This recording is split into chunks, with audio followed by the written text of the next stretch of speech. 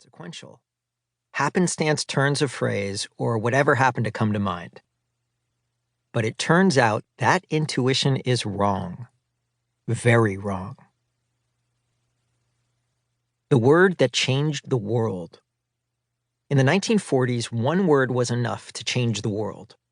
Whenever disaster struck or evildoers threatened to destroy life as we know it, comic book teenager Billy Batson would say Shazam and transform into a superhero with extraordinary strength and speed. Such magic words have been around forever, from abracadabra and hocus pocus to open sesame and expecto patronum. Magicians, wizards, and heroes of all stripes have used language to conjure up mystical powers. Like enchanting spells, certain words used strategically could change or do anything. Listeners were powerless to resist them. Clearly fiction, right? Not quite.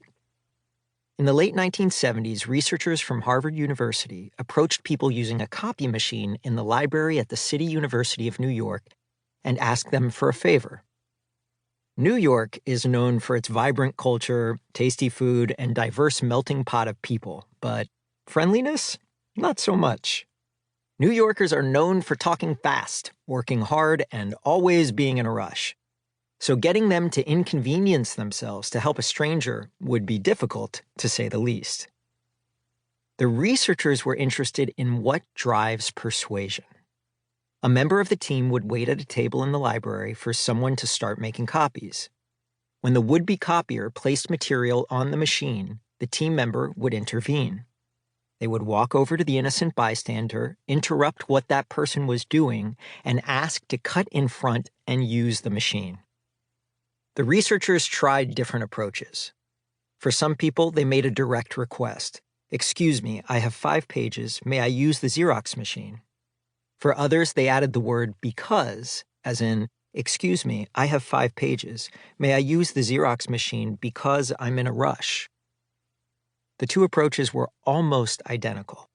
Both politely said, "Excuse me," both asked to use the machine, and both noted the 5 pages that needed to be copied.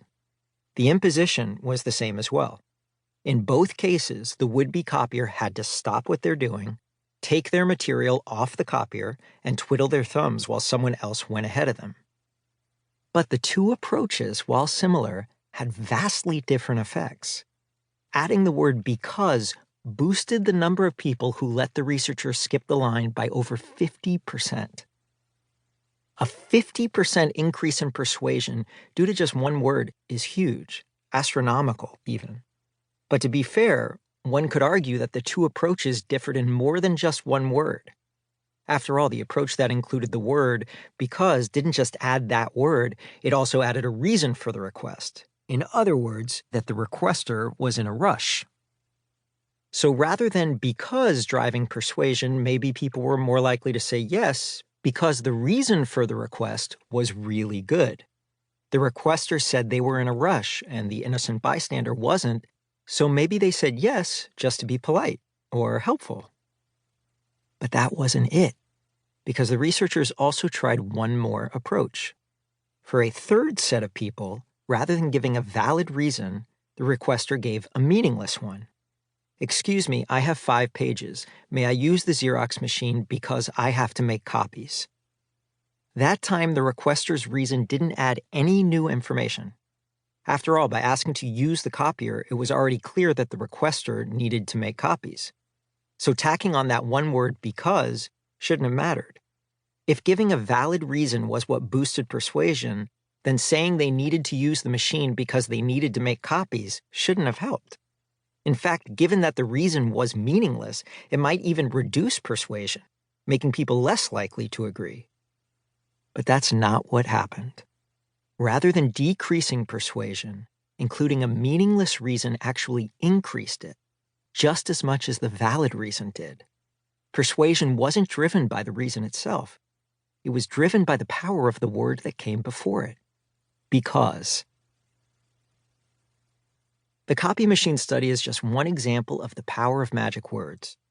Saying you recommend rather than like something makes people 32% more likely to take your suggestion. Using the word whom